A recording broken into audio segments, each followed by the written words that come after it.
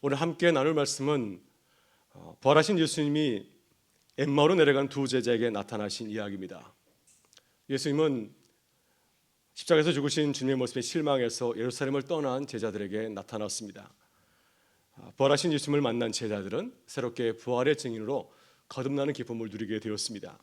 이 시간 엠마오로 내려간 제자들에게 찾아가신 주님의 이야기를 함께 나누고자 합니다. 그래서 우리도 엠마오로 내려가던 제자들과 같이 다시 부활을 전하는 증인의 삶을 살아갈 수 있기를 바랍니다.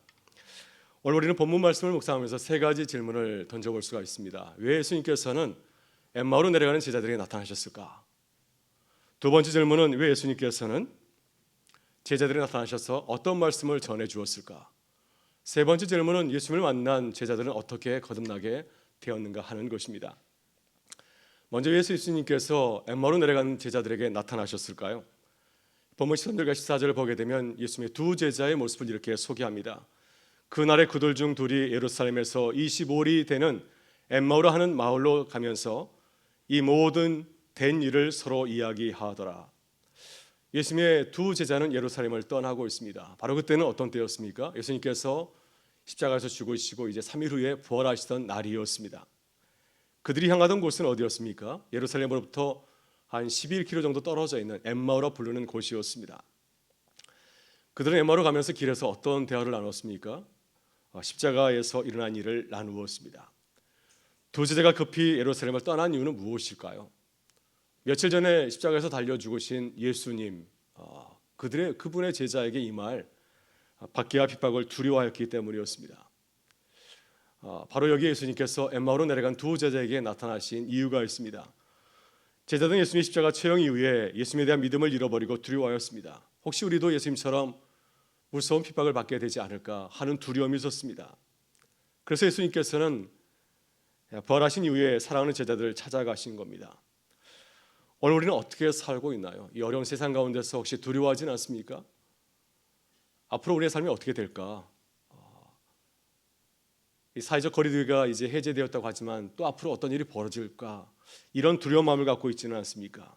만일 그렇다고 한다면 우리의 마음 가운데 평안하지 못하고 기뻐하지 못하고 두려운 마음이 있다고 한다면 우리는 날마다 또한 주님을 만나며 또 주님의 은혜 가운데 다시 살아가야 될 줄 믿습니다. 다음으로 예수님께서는 어떤 말씀으로 제자들에게 위로하셨는가 하는 것입니다. 본문 15절 이하를 보게 되면 예수님께서 엠마오로 내려가는 제자들에게 동행하신 이유를 이렇게 소개합니다. 그들이 서로 이야기하며 문의할 때 예수께서 가까이 이르러 그들과 동행하시나 그들의 눈이 가리워져서 그인 줄 알아보지 못하거늘 예수께서 이르시되 너희가 가가면서 서로 주고받는고 하는 이야기가 무엇이냐 하시니 두 사람이 슬픈 빛을 띠고 머물러 서더라. 예수님께서 그들과 동행하신 이유가 무엇인가요? 또 예수님께서 두 제자에게 찾아가서 물었을 때 제자들은 어떻게 대답하였습니까? 그들은 예수님을 알아보지 못하였고 주님께서 그들에게 이야기를 건넸을 때 슬픈 기색을 하고 그들이 나눈 대화를 말하였습니다. 그들이 길에서 나눈 대화가 무엇입니까? 본문 18절 이하를 보게 되면 그들은 예루살렘에서 경험한 사건을 이야기하였는데 크게 두 가지였습니다. 하나는 우리가 믿는 예수님께서 십자가에서 죽으셨다 하는 것이고 또 한 가지는 예수님의 부활을 경험한 증인들에 대한 이야기였습니다. 이것은 예수님께서 제자들에게 말씀하신 복음의 핵심적인 내용입니다. 예수님은 죽으셨지만 다시 살아나실 것이다. 그 얘기를 엠마오로 내려가는 길 가운데서 그 말씀을 나눈 것입니다. 그런데 제자들의 심각한 문제는 무엇인가요? 그들은 이 모든 사건을 믿음의 눈으로 바라본 것이 아니었습니다. 그들은 불신앙의 눈으로 바라보았습니다. 예수님이 당하신 십자가의 사건, 또 예수님께서 말씀하셨던 그 부활의 사건을 믿음으로 바라본 것이 아니라 아주 비관적으로 바라보고 대화를 나누었습니다. 아울러 제자들은 예수님의 부활에 대해서도 아주 부정적이었습니다. 그들은 예수님의 무덤에 찾아갔던 여인들의 이야기를 알고 있었습니다. 빈 무덤을 발견했던 예수님의 이야기를 알고 있었고 또 주님이 살아나셨다는 천사의 메시지도 그들은 듣고 있었습니다. 또 예수님의 제자들 가운데서 몇 사람이 빈 무덤을 확인했다는 소식을 잘 알고 있었습니다. 그러나 그들은 이 모든 얘기를 종합하여서 어떻게 생각하였습니까?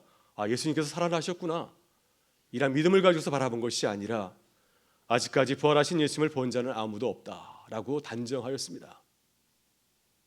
그래서 부활의 소식은 들었지만은 아직 확신하지 못하고 또 내가 이 복음을 가지고 어떻게 전할 것인가에 대해서 고민하며 기도하지 않았습니다.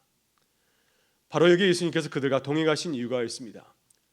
예수님은 그들의 불신앙을 아까워하시면서 말씀하였습니다. 25절 보게 되면 주님께서는 엠마오로 내려간 두 제자에게 이렇게 말씀합니다.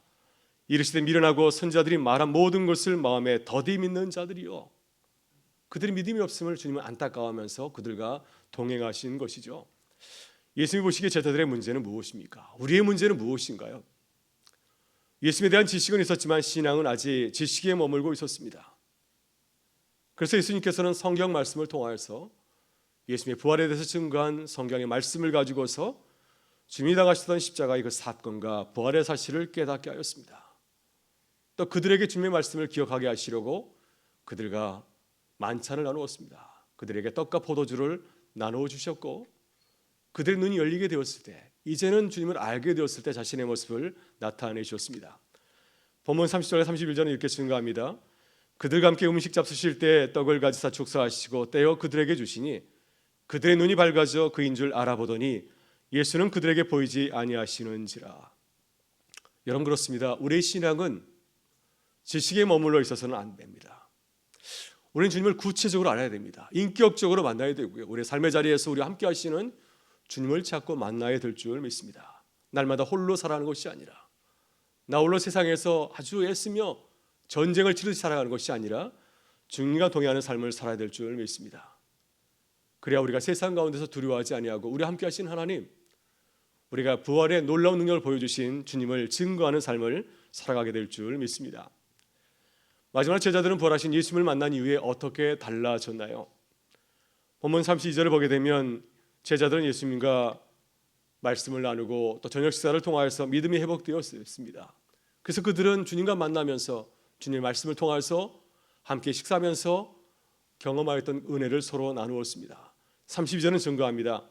그들이 서로 말하되 길에서 우리에게 말씀하시고 우리에게 성경을 풀어주실 때 우리 속에서 마음이 뜨겁지 아니하더냐 하고, 엠마오로 내려가던 제자들 처음에는 마음이 냉랭하였지만 주님과 만난 이후에 그들의 가슴이 다시 뜨거워졌습니다. 그들이 엠마오로 내려갈 때는 어떠했나요? 모든 것이 비관적이었습니다. 부정적이었습니다. 이제 우리가 어떻게 살아가야 될까 염려하면서 내려갔지만은 그러나 예수님을 만난 이후에는 완전히 달라졌습니다. 이제는 모든 것을 믿음의 눈으로 바라보게 되었고 모든 것을 부활의 눈으로 바라보게 되었습니다. 그래서 그는 어떻게 하였습니까? 계속해서 엠마오로 내려간 것이 아니라 그들의 발걸음을 돌려서 다시 예루살렘으로 돌아갔습니다. 주님의 제자들이 모여있는 제자 공동체로 다시 돌아갔습니다. 그리고 부활하신 예수님을 증거하고 전하는 증인으로 새롭게 거듭나게 되었습니다. 오늘 본문 33절 이하를 보게 되면은 엠마오로 내려간 제자들이 부활의 증인으로 거듭난 아름다운 모습을 이렇게 증거하고 있습니다. 곧 그때로 일어나 예루살렘에 들어가 보니 11 제자 및 그들과 함께한 자들이 모여 있어 이 말하기를 주께서 과연 살아나시고 시몬에게 보이셨다 하는지라. 두 사람도 길에서 된 일과 예수께서 떡을 떼심으로 자기들에게 알려주신 것을 말하더라. 아멘. 네, 오늘 함께 나눈 말씀은 엠마오로 내려가던 제자들, 그들에게 나타났던 예수님의 이야기입니다. 그러나 이들의 이야기는 또한 우리들의 이야기인 줄 믿습니다. 만일 엠마오로 내려가던 제자들이 부활하신 예수님을 만나지 못했다고 한다면 어떻게 살았을까요? 그들은 십자가의 죽음의 사건만 알고 부활을 알지 못하고 살아갔을 것입니다. 그러나 부활하신 주님을 만났기 때문에 부활을 살아가는 기쁨을 다시 누리게 되었습니다. 오늘 우리는 어떻게 살고 있나요? 부활절을 맞이하여서 예수의 부활의 사실을 알고 있는데 우리는 어떻게 살고 있습니까? 우리 현장에서 부활의 능력을 경험하고 살고 있으십니까? 이 기쁜 소식을 주체하지 못하고 우리의 가슴이 뜨거워져서 그 복음을 전하는 삶을 살아가고 있습니까? 우리는 부활하신 주님을 다시 만나고 고백해야 됩니다. 엠마오로 내려가던 제자들처럼 우리의 그 심령이, 우리의 가슴이 다시 뜨거워야 될 줄 믿습니다. 부활하신 주님을 전하는 증인으로 새롭게 거듭나야 될 줄 믿습니다. 이것이 주님께서 우리에게 나타나시고 부활의 기쁜 소식을 전해주신 이유인 줄 믿습니다. 많은 사람들이 엠마오로 내려가던 제자들처럼 믿음을 잃고 살아가고 있습니다. 세상을 밝게 바라보지 못하고 비관적으로 부정적으로 바라보고 있습니다. 이 암울한 시대를 바라보면서 또 실망에 찬 많은 사람들을 바라보면서 다시 부활을 힘차게 보여주고 증거하는 교회와 성도가 될 수 있기를 바랍니다. 오늘 밤 부활절 축하 음악 예배를 드리면서 우리의 가슴이 다시 뜨거워지는 역사가 일어나기를 간절히 바랍니다.